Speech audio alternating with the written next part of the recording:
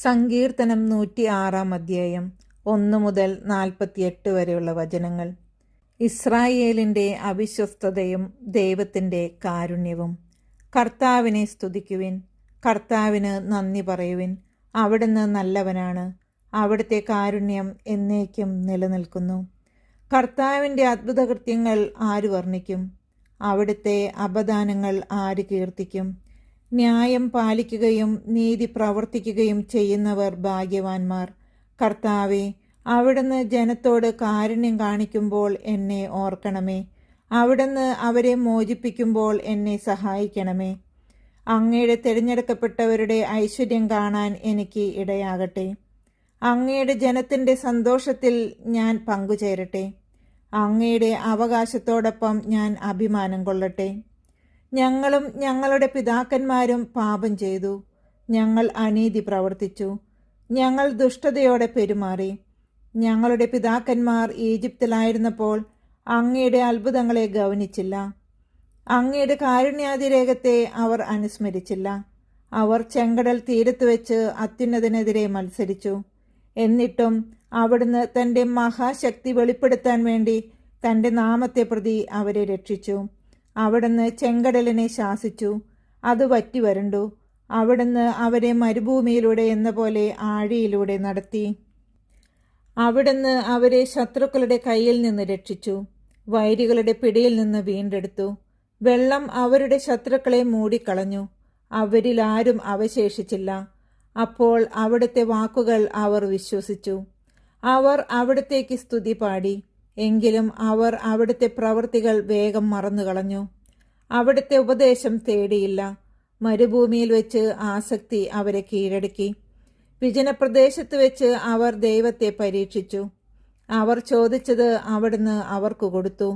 എങ്കിലും അവരുടെ ഇടയിലേക്ക് മാരകരോഗം അയച്ചു. ജനം പാളയത്തിൽ വെച്ച് മോശയുടെയും കർത്താവിൻ്റെ വിശുദ്ധനായ അഹറോന്റെയും നേരെ അസൂയാലുക്കളായി. അപ്പോൾ ഭൂമി പിളർന്നു, ദാഥാനെ വിഴുങ്ങുകയും അബീറാമിന്റെ സംഘത്തെ മൂടിക്കളയുകയും ചെയ്തു. അവരുടെ സമൂഹത്തിൽ അഗ്നിബാധയുണ്ടായി. അഗ്നിജ്വാല ദുഷ്ടരെ ദഹിപ്പിച്ചു കളഞ്ഞു.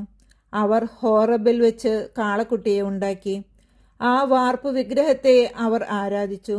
അങ്ങനെ അവർ ദൈവത്തിന് നൽകേണ്ട മഹത്വം പുല്ലു തിന്നുന്ന കാളയുടെ ബിംബത്തിന് നൽകി. ഈജിപ്തിൽ വെച്ച് വൻകാര്യങ്ങൾ ചെയ്ത തങ്ങളുടെ രക്ഷകനായ ദൈവത്തെ അവർ മറന്നു. ഹാമിന്റെ നാട്ടിൽ വെച്ച് വിസ്മയനീയമായ പ്രവൃത്തികളും ചെങ്കടലിൽ വെച്ച് ഭീതിജനകമായ കാര്യങ്ങളും ചെയ്തവനെ അവർ വിസ്മരിച്ചു.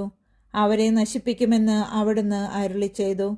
അവിടുന്ന് തെരഞ്ഞെടുത്ത മോശ ജനത്തിന് മറയായി.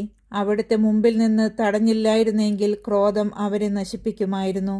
അവർ മനോഹരമായ ദേശം നിരസിച്ചു, അവിടുത്തെ വാഗ്ദാനം വിശ്വസിച്ചില്ല. അവർ തങ്ങളുടെ കൂടാരങ്ങളിലിരുന്ന് പിറുപിറുത്തു, കർത്താവിൻ്റെ കൽപ്പന അനുസരിച്ചില്ല. മരുഭൂമിയിൽ അവരെ വീഴ്ത്തുമെന്നും അവരുടെ സന്തതികളെ ജനതകളുടെയും രാജ്യങ്ങളുടെയും ഇടയിൽ ചിതറിക്കുമെന്നും അവിടുന്ന് കരമുയർത്തി ശപഥം ചെയ്തു. അവർ പെയോറിലെ ബാലിന്റെ അനുയായികളായി. നിർജീവ ദേവന്മാർക്ക് അർപ്പിച്ച ബലിവസ്തുക്കൾ ഭക്ഷിച്ചു. അവർ തങ്ങളുടെ പ്രവൃത്തികൾ കൊണ്ട് കർത്താവിൻ്റെ കോപം ജലിപ്പിച്ചു. അവരുടെ ഇടയിൽ ഒരു മഹാമാരി പടർന്നു പിടിച്ചു. അപ്പോൾ ഫിനെഹാസ് ഇടപെട്ടു. അതോടെ മഹാമാരി നിലച്ചു. തന്മൂലം അവൻ തലമുറകളോളം നീതിമാനായി കരുതപ്പെട്ടു. മെരീബ ജലാശയത്തിനടുത്ത് വെച്ച് അവർ അവിടുത്തെ പ്രകോപിപ്പിച്ചു. അവർ മൂലം മോശയ്ക്കും ദോഷമുണ്ടായി. അവർ അവന് മനോവേദനയുളവാക്കി. അവൻ വിവേകരഹിതമായി സംസാരിച്ചു. കർത്താവ് കൽപ്പിച്ചതുപോലെ അവർ ജനതകളെ നശിപ്പിച്ചില്ല. അവർ അവരോട് ഇടകലർന്ന് അവരുടെ ആചാരങ്ങൾ ശീലിച്ചു. അവരുടെ വിഗ്രഹങ്ങളെ അവർ സേവിച്ചു. അത് അവർക്ക് കെണിയായി തീർന്നു. അവർ തങ്ങളുടെ പുത്രിപുത്രന്മാരെ പിശാചുക്കൾക്ക് ബലിയർപ്പിച്ചു. അവർ നിഷ്കളങ്ക രക്തം ചൊരിഞ്ഞു. കാനാനിലെ വിഗ്രഹങ്ങൾക്ക് അവർ ബലിയർപ്പിച്ച തങ്ങളുടെ പുത്രിപുത്രന്മാരുടെ രക്തം തന്നെ. അങ്ങനെ നാട് രക്തം കൊണ്ട് മലിനമായി. അവർ തങ്ങളുടെ പ്രവൃത്തികൾ കൊണ്ട് അശുദ്ധരായി തീർന്നു. ഈ പ്രവൃത്തികൾ വഴി അവർ ദൈവത്തോട് അവിശ്വസ്തത കാണിച്ചു. കർത്താവിൻ്റെ കോപം തൻ്റെ ജനത്തിനെതിരെ ജ്വലിച്ചു. അവിടുന്ന് തൻ്റെ അവകാശത്തെ വെറുത്തു. അവിടുന്ന് അവരെ ജനതകളുടെ കയ്യിൽ ഏൽപ്പിച്ചു കൊടുത്തു. അവരുടെ വൈരികൾ അവരെ ഭരിച്ചു. അവരുടെ ശത്രുക്കൾ അവരെ ഞെരുക്കി. അവർ അവരുടെ അധികാരത്തിന് കീഴമർന്നു. പല പ്രാവശ്യം അവിടുന്ന് അവരെ മോചിപ്പിച്ചു. എങ്കിലും അവർ മനഃപൂർവ്വം അവിടുത്തെ ധിക്കരിച്ചു. തങ്ങളുടെ അകൃത്യം നിമിത്തം അവർ അധപതിച്ചു.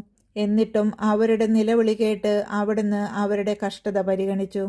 അവിടുന്ന് അവർക്ക് വേണ്ടി തന്റെ ഉടമ്പടി ഓർമ്മിച്ചു. തന്റെ കാരുണ്യാതിരേകം മൂലം അവിടുത്തെ മനസ്സലിഞ്ഞു.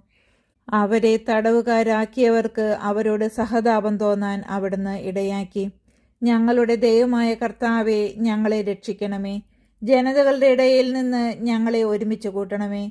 അവിടുത്തെ പരിശുദ്ധ നാമത്തിന് കൃതജ്ഞത അർപ്പിക്കാനും അവിടുത്തെ സ്തുതിക്കുന്നതിൽ അഭിമാനം കൊള്ളാനും ഞങ്ങൾക്ക് ഇടവരട്ടെ.